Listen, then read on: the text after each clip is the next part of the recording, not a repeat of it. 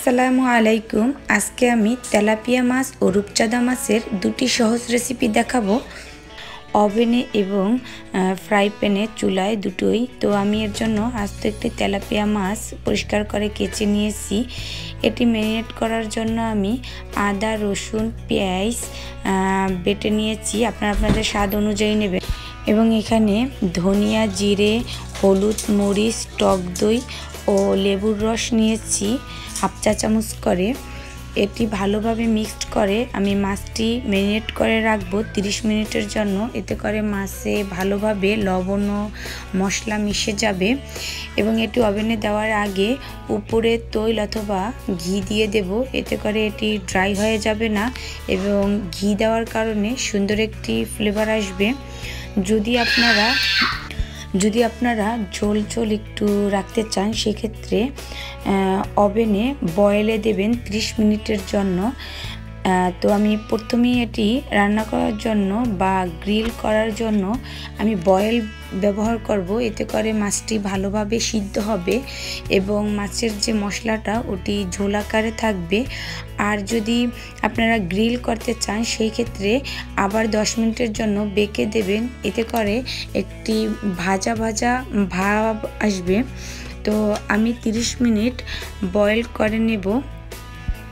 30 minute boil করার পরে এটি এভাবে হয়ে গেছে।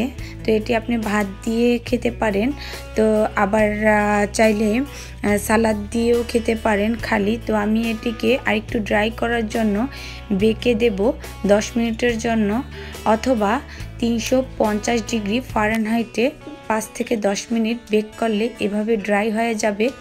এবার এটিকে যে কোনো salad, mayonnaise, sweet sauce, chilli sauce, soya sauce, লেবুর রস ব্যবহার করে সালাদ দিয়ে খেতে পারেন রাতের খাবার হিসাবে। এবার চলে যাচ্ছি দ্বিতীয় রেসিপি, রূপচাঁদা মাছ ভাজিতে। এটি আমি চুলায় করব ফ্রাই প্যানে। তো এজন্য আমি মাছটি কেটে পরিষ্কার করে নিয়েছি। আর হ্যাঁ, মাছ পরিষ্কার করার জন্য আপনি মাছটিকে ভালোভাবে ধুয়ে কেটে লবণ এবং লেবুর রস অথবা ভিনেগার 1 চামচ দিয়ে মেখে ভালোভাবে কুসুম গরম পানি দিয়ে ধুয়ে নেবেন। এতে করে মাছের যে একটা আলাদা গন্ধ থাকে সেটি চলে যায়।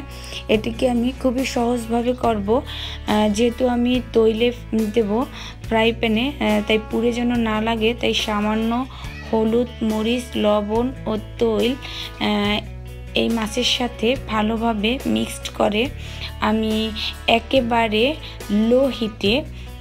লো থেকে একটু হাই, মানে মিডিয়াম টু লো এর মাঝামাঝি এপাশ ওপাশ ভালোভাবে আমি ভেজে নেব।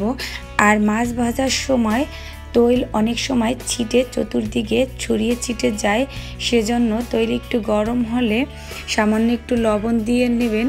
এতে করে মাছটা উল্টানোর সময় লেগে যাবে না এবং তৈল এদিক ওদিক ছিটে যাবে না। 2 মিনিট এই পাশ ভাজার পরে উল্টে দেব এবং ওই পাশ 2 মিনিট এভাবে এপাশ ওপাশ করে মাছটি ভালোভাবে ভাজি করে নেব যতক্ষণ পর্যন্ত ভাজা না হয়। ভিডিওটি ভালো লাগলে ইউটিউব থেকে সুমাইয়া নিপা চ্যানেলটি সাবস্ক্রাইব করে সাথে বেল আইকনটি ক্লিক করে আমার সাথেই থাকুন। পরবর্তী ভিডিও নিয়ে আসা পর্যন্ত আপনারা ভালো থাকুন। আল্লাহ হাফেজ।